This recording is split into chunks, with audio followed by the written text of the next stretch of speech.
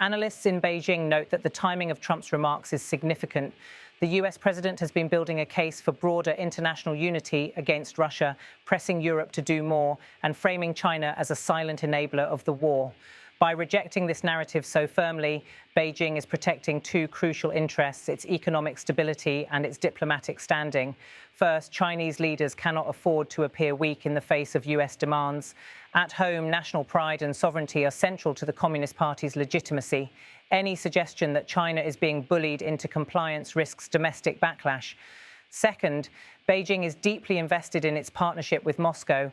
While not a formal alliance, the relationship has strategic importance for both sides. For Russia, China is a crucial market and a diplomatic shield. For China, Russia is a counterweight to Western influence and a source of discounted energy supplies. This explains why Beijing framed Trump's remarks as an attempt to drag China into the matter. The language suggests not just annoyance, but a recognition that Washington wants to make China a central target of its Ukraine strategy.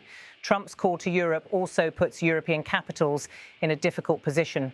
On the one hand, many EU leaders agree that China's support for Russia undermines sanctions.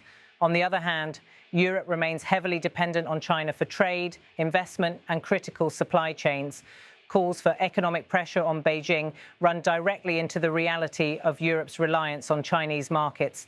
Some European officials have already voiced caution, noting that sanctions on China would have wide-reaching consequences for their own economies.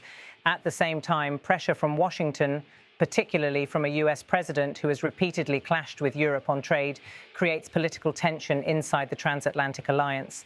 The exchange highlights how the Ukraine war has become more than just a regional conflict.